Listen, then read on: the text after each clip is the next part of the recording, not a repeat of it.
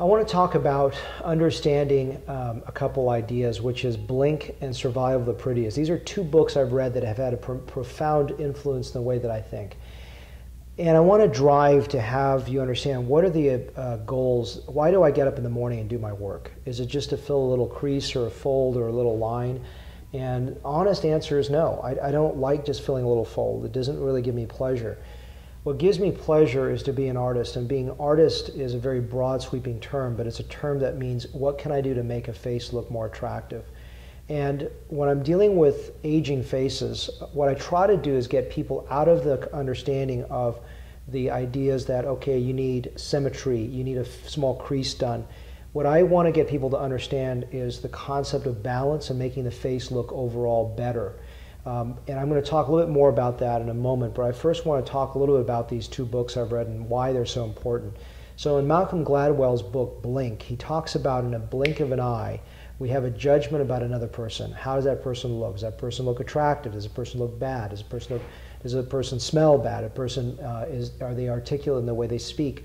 Are there someone that I want to hang out with? Are they prone to anger? We make a lot of assessments about another person so fast. In fact, they played this like garbled message, I believe, in the book, where you can't actually understand what the person's saying, but by the intonation of the voice, you can even understand whether you want to be with that person or not. The other book is called Survival of the Prettiest by Nancy Etkoff. And in Nancy Etkoff's book, she talks about how babies, in a blink of an eye, will look at an adult and linger longer at a more attractive face and one that's less attractive, and a baby will not look as longingly at a face that's not as attractive. And this is not obviously taught by society. This is a baby. And this is another weird thing. A mother looking at the child will spend more time visually engaged with the child if that child's more attractive than a child that's less attractive. Now that mother will spend just as much time with the child, but that packaged time will be spent either more with busy work versus more visual engagement. So we are all attracted to people, and we are all attracted in a blink of an eye. So the concept that I want to get across to you is what I'm trying to achieve is a better blink effect where you look better in a blink of an eye. The goals that may not seem so concrete to you are as follows: to help increase highlights, decrease shadows, decrease transition zones. And when I do those things and create harmony to the total face, it looks so much better. So when people come in and say, you know, ultimately I like to do 10 or 15 syringes in your face of product, they're like, are you kidding me? I had 2 syringes and I already feel it's overdone. And I can tell you that 2 syringes can look terrible and 20 can look great. It all depends who places it in there.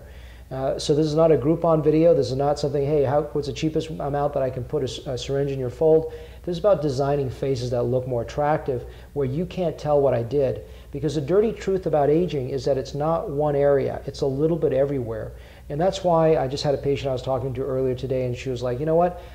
There is something about just, I look at a face here and I can tell they're 30 versus 40 versus 20, and it's not about being a certain age. It's about a certain amount of beauty that's associated with that age. And so what I try to do is knock down all those shadows, soften the transition points, cover bone, and overall things look better. And so those are the key points that I'm trying to design when I'm working on a face to make it look more attractive. And this is why I don't want you to worry that you're going to have this overinflated cheek or this ridiculous looking lip. Heck, I do a lot of lip fixes to make lips look smaller because they're overdone. So understanding light, shadows, and balance means that I can put more syringes in and actually achieve a more subtle, more balanced, and more natural and more attractive result, because I'm hitting areas which you may not have come in to talk to me about, which could be a little here, a little there. The other component to this video is understanding facial shape. An ideal shape to me is an oval. And ovals, understand, is how do I achieve that oval? Is when you look at a person's frontal face, you can pretty much see the architecture of youth or of aging or senescence, which is a fancy way of saying aging. So what I'm doing is I'm looking at the shadow of the temple, shadow of the area below the arch bone, and creating more of a sort of convex joining of these two areas. Because if you see a youthful face, you won't see two concavities married by a bridge across the two of them. You'll see a more sweeping architecture of an oval. And again, if that doesn't make sense, I have before and afters which I can show you to have you understand that a little better. So this is the idea of a little filler, a little bit here, a little bit there, adds up to this total impact where shadows are improved, transitions are improved, and overall the face looks good. And I always say the key thing is that you go to a surgeon or a physician that has good taste. I mean, I'm triple board certified, all this kind of stuff, and ultimately all those things don't matter if you go to someone that it has no taste. If you look at the way the physician dresses, perhaps, the way the physician carries himself, what his work looks like, you know, for me, my life is art. Everything about it is art. I designed all my, I worked with the architect for this building. I designed all my logos, my signage, my paintings for the building, my medical illustrations for my textbooks.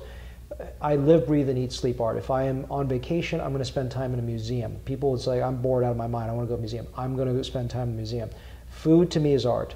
I will spend good money on good food because not only health, but there is something about it that soothes my soul. And that may not have resonance with you, and it's okay. My goal ultimately is to have you understand that everything, every part of my life is about good taste. And the cornerstone, the center of what I do is the face in terms of good taste. And I want you to be comfortable with that so you understand I'm not going to overinflate you, overfill you, or make you look crazy.